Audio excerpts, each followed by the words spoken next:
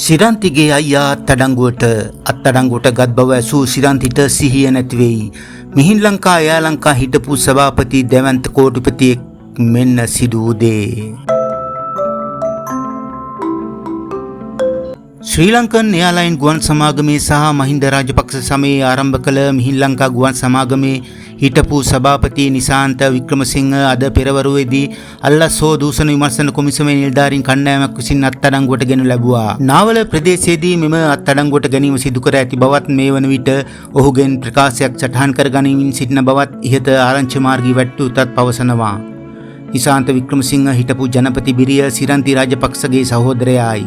නිසාන්ත වික්‍රමසිංහට එරෙහිව ශ්‍රී ලංකන් ගුවන් සමාගමේ ඇති ජාතික සම්පත් බරපතල ලෙස අවභාවිතා කිරීම සම්බන්ධව චෝදනා ගොනු වී තිබෙනවා.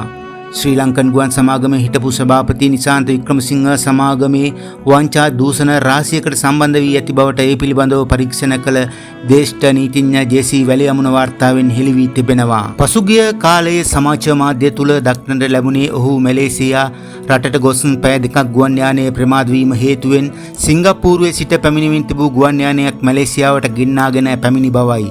එමගින්ද ඔහු මිලියන ගණනක පාඩුවක් සිදු කර ඇති බවට වාර්තා වූ සේම ඔහුගේ එම කාලයේ වැටුප ලක්ෂ 65ක් බවටත් සඳහන්ව තිබෙනවා.